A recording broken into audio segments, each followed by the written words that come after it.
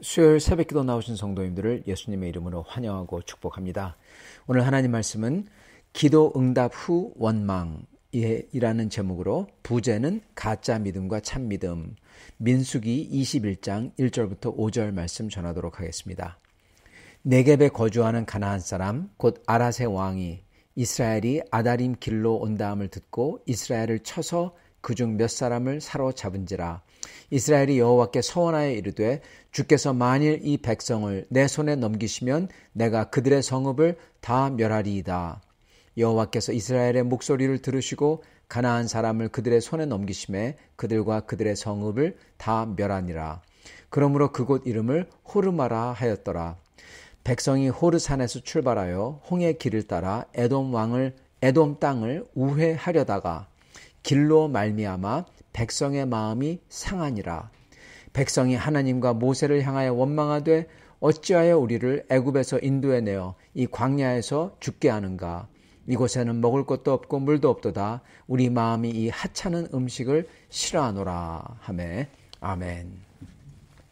오늘 말씀 제목 기도 응답 후 원망에 대해서 부제는 가짜 믿음과 참 믿음입니다. 가나안 사람 아랏 왕이 이스라엘을 공격해서 몇 사람을 사로잡았다. 그렇게 기록이 되어 있습니다.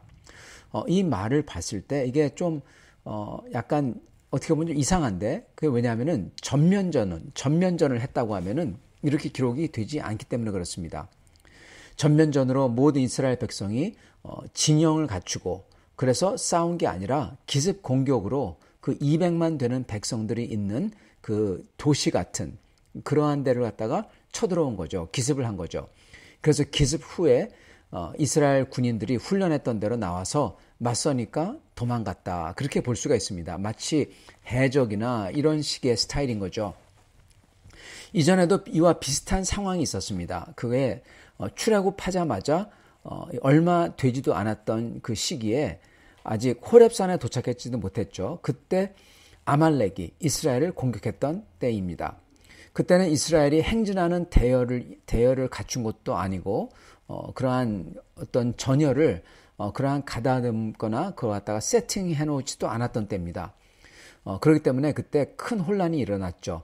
그때 아말렉은 이스라엘의 후미 그 끝을 공격을 했습니다. 그래서 이 아말렉을 결국 격퇴를 했지만 이렇게 큰 마치 도시 같은 200만 명이 사는 도시 같은 그러한 진영 그게 이동할 때 그 후미에 있는 약한 사람들을 공격했던 겁니다. 가나안도 이렇게 했고 근데 아말렉처럼 이스라엘에게 큰 피해를 입히지 않았죠. 그렇지만 다만 몇 사람만 이렇게 사로잡아 갔다는 것입니다. 자, 그런데 여기에 좀 신기한 게 몇 가지 있습니다. 첫째는 하나님께서 이들을 쳐서 격퇴하고자 하나님에게 이스라엘 사람들이 하나님에게 이 사람들을 쳐서 격퇴하고 싶습니다 하면서 주님께 서원하면서 구했다. 그렇게 나옵니다. 여기서 근데 구한 사람이 모세라고 나오지 않아요. 누구라고 나오냐? 이스라엘이라고 나온다는 겁니다. 보통 모세가 주님 앞에 엎드려서 간구하죠. 근데 여기서 이스라엘 전체, 이스라엘 회중이라는 겁니다. 즉 이는 이스라엘 백성 전체의 마음과 뜻이라는 거예요. 그리고 이스라엘 회중 전체가 이걸 위해서 주님 앞에 간절히 구하면서 서원했다는 것입니다. 그리고 주님은 이스라엘의 이 기도를 들으시고 가나안 사람들을 이스라엘 손에 넘겼다. 그렇게 말씀하시는 겁니다. 즉 이 승리는 모세의 기도로 인한 승리가 아니라 이스라엘 회중의 기도로서 인한 승리라는 겁니다. 자, 여기서 신기한 점이 있어요. 그게 뭐냐면 이스라엘, 그토록 여태까지 주 하나님께 그리 원망하고 주님을 믿고 따르지 않던 이스라엘이 이번에는 심지어 주님 앞에 서원 기도까지 하면서, 즉 주님께서 이걸 들어주시면은 제가 주님 위해서 이렇게 헌신하겠습니다. 이게 서원이잖아요. 이렇게 주님 앞에 자기들의 헌신까지 바치면서 주님을 의뢰하고 의지했다는 겁니다. 이들이 정말 이번에는 주님을 온전하게 믿는 그 믿음이 생겼던 것일까요? 여태껏 뭐가 안 되면 주님께 원망하잖아요. 그랬던 사람들인데 이렇게 습격을 당하고는 왜 원망하지 않고, 왜 이렇게 여기서 우리를 죽게 하냐 그런 소리를 안 하고 이렇게 주님께 나아가 간구하면서 서원까지 하는 것일까요? 이거에 대해서 저희가 어떻게 봐야 될까요? 그리고 또 하나는요, 하나님께서 이렇게 변덕이 죽 끓는 듯한 사람들, 이들의 기도를 들으시고는 이런 이들의 기도를 응답하셨다는 겁니다. 듣지 않으실 것 같은데 하나님께서 이 기도를 들어주시고 그리고 기도대로 그들이 구했던 대로 이스라엘 손에 가나안 족속들을, 성읍들을 넘겼다는 겁니다. 이것 또한 저희가 어떻게 봐야 될까요? 자, 먼저 하나님께서 이 기도를 들어주시는 것에 대해서입니다. 주님은 이렇게 변덕이 죽 끓는 듯하게 주님께 원망했다가 또 주님을 믿는다며 주께 서원했다 이러는 사람들이 기도를 했을 때 이 기도와 서원을 받아 주셨다는 겁니다. 그게 사실이잖아요. 심지어 이들이 다시금 주님을 원망할 거를 알면서도 우리 주님은 이들에게 기회를 주시는 겁니다, 여러분. 기회를 주시는 거예요. 그리고 그 기회는 얼마큼 주시냐 하면요, 우리 예수 그리스도께서 그 기회를 70번에 70회를 한 것처럼 주신다, 그렇게 말씀하셨어요. 제자들이 주님께 나와서 물어보죠. 주님, 얼마큼 용서해야 됩니까? 우리에게 죄진 자, 우리에게 잘못한 사람 얼마큼 용서해야 됩니까? 그랬을 때 주님께서는 7번이면 되냐 물어보니까 주님께서는 70번에 70번이다. 완전 숫자죠. 7은요. 그게 70이에요. 거기 또 70이에요. 70 곱하기 70입니다. 즉 거진 무한대로 용서하라는 뜻입니다. 완전 숫자의 완전 숫자. 즉 그만큼 주님께서는 그때까지 용서, 즉 은혜를 주신다는 겁니다. 기회를 다시 주신다는 겁니다. 이스라엘이 이렇게 원망과 반기를 들었어도 이들이 주님을 믿고 의지하며 주 앞에 나올 때 주님은 이들을 용서해 주시고 다시금 기회를 주셨던 것입니다. 단 이들이 주님 앞에 나올 때, 그죠? 주님 앞에 엎드리며 주님께 간구할 때 주님이 주시는 거예요. 반역할 때는 안 주세요. 반역할 때는 그냥 치시죠. 그죠? 근데 적어도 반역한 다음에 다시 나와서 은혜를 구할 때 주신다는 겁니다. 기회를 또 주신다는 거예요. 이거는 언제까지 주시냐? 끝없이 주시는 것 같은데 끝이 있어요. 죽기 바로 직전까지도 주님이 은혜를 주시는데, 그렇지만 오늘이라고 불리는 호흡이 주어진 날이 끝나는 순간 모든 것은 다 끝나는 겁니다. 주님의 심판이 있는 겁니다. 더 이상 은혜가 없는 거예요. 그때 가면은. 그래서 아직은 이스라엘은 주님의 이 은혜를 받은 겁니다. 그래서 주님이 이 기도를, 이 서원을 들어주신 것을 주님의 은혜로 저희가 분명히 알고 있어야 되는 것입니다. 자, 그 다음으로는 그토록 주님을 원망하며 반란을 몇 번이나 도모하며 모세를 죽이려고 했던 이스라엘 회중, 이들의 기도와 서원에 대해서입니다. 이들이 이번에는, 여태까지 반란을 몇 번이나 하고 심지어 모세마저 죽이려고 그랬잖아요. 근데 이들이 이번에는 정말 주님을 온전하게 믿은 것일까요? 이거에 대한 힌트가 나오는데요. 그거는 이들이 이렇게 서원 기도한 다음에 가나안을 이기잖아요. 그런 다음에 뭐가 일어나는지 보면 딱 알 수가 있습니다. 그 다음에 일어나는 일은 바로 에돔 왕에게서 왕의 대로를 못 가도록 막아서 광야로 돌아가야 됐을 때 이 길로 인하여 마음이 아주 씁쓸한 겁니다. 마음이 상했다. 그렇게 나옵니다. 그러면서 이들이 뭐라고 합니까? 하나님과 모세에게 애굽에서 잘 있던 우리를 왜 끌어내왔냐? 그렇게 말합니다. 주님이 이끌어냈는데 이렇게 말한다는 것은 주 하나님에게 대한 반란이죠. 그래서 성경은 5절에 이걸 보고는 하나님과 모세를 향하여 원망하되 그렇게 기록을 하는 것입니다.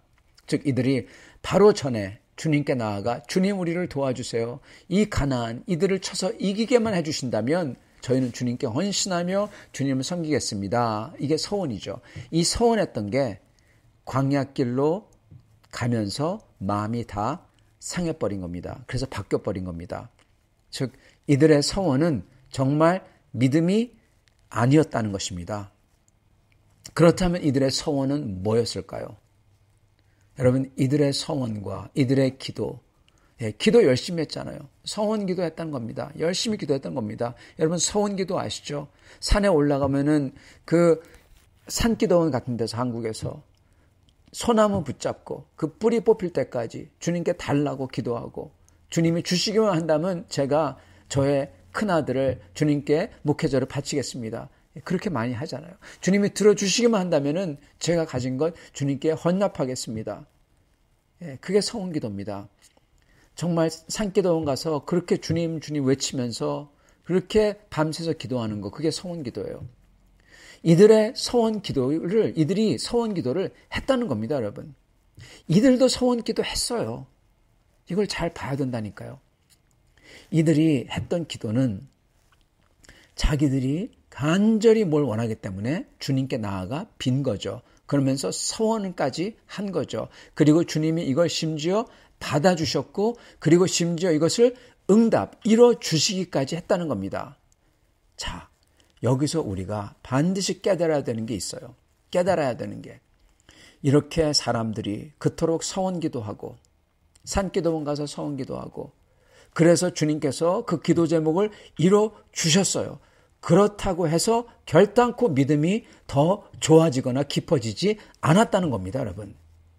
그게 믿음을 온전하게 만드는 게 아니라는 거예요. 오히려 그걸로써 어떻게 됩니까? 이스라엘은 그런 사람들이 하나님에 대해서 주님이 자기들이 원하는 것을 주시는 분이라 생각해요. 그렇게 생각하잖아요.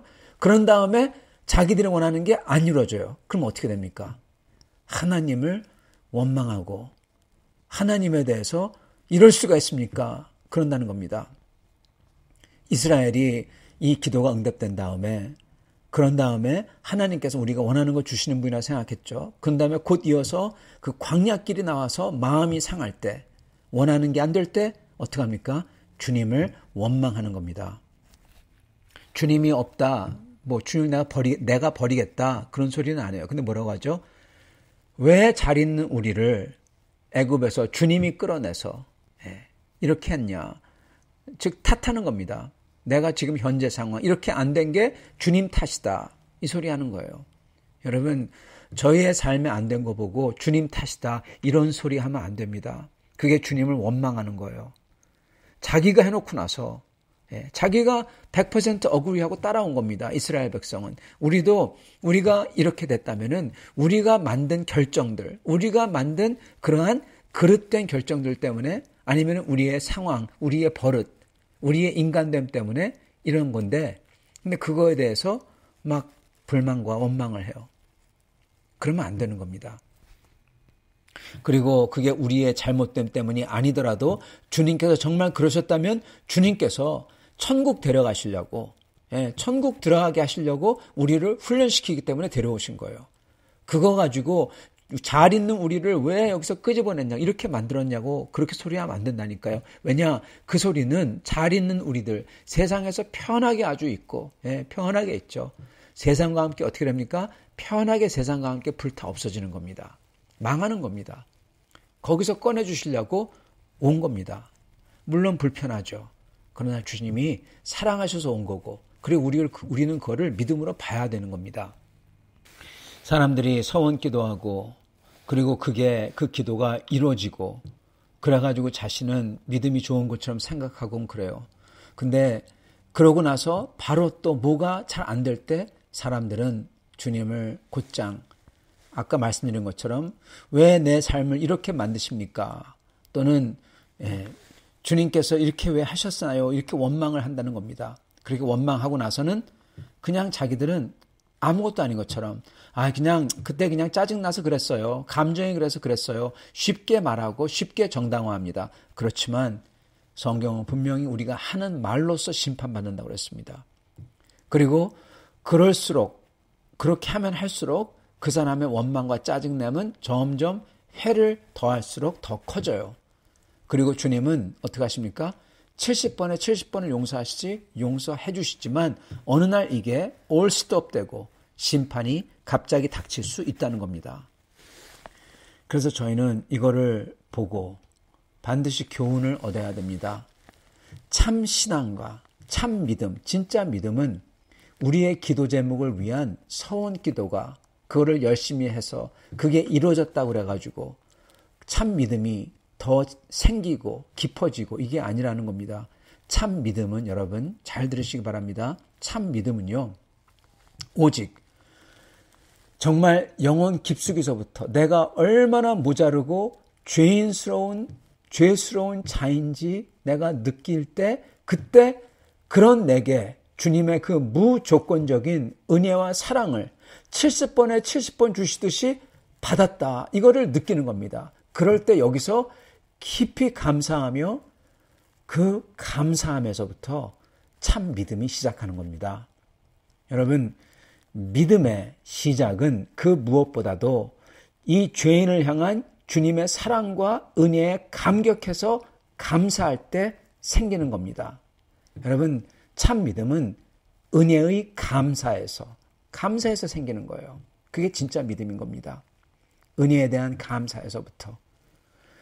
이러한 은혜에 대한 감사가 없고 원망이 있는 자들 또는 자기들이 잘났다고 죄가 하나도 없고 그래가지고 주님의 은혜가 전혀 불필요하게 느끼는 자들 이러한 자들의 기도와 그 기도에 대한 응답은 결코 그들의 믿음을 깊게 만들지 않습니다.